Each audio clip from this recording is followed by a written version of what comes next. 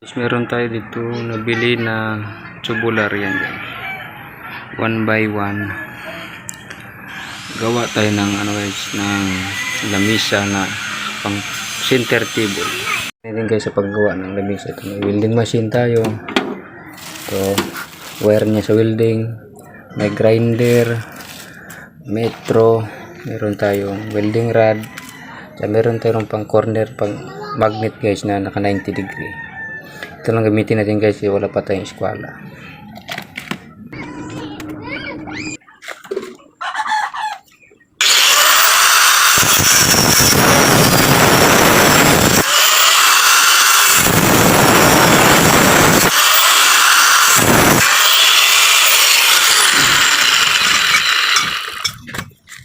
Pero naman natin putulin guys yung paa. Ang sukat ng sa paa guys is 55 na. 55 mm. Oh.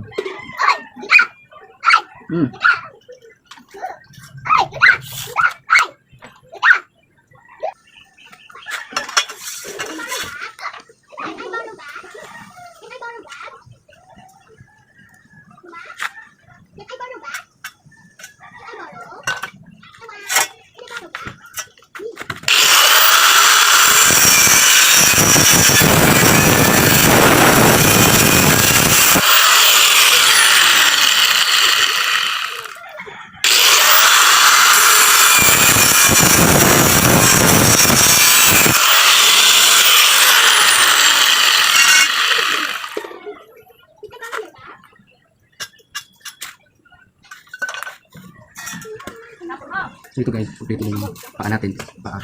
Ito naman yung guys sa tiles. Ito naman yung tiles. Yung tira natin guys, ito yung gamit natin mga pangharap sa gitna.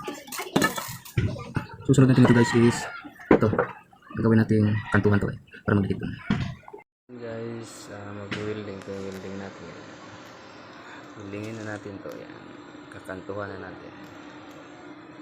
Lagi update ko kayo mamaya guys pag natayo na natin.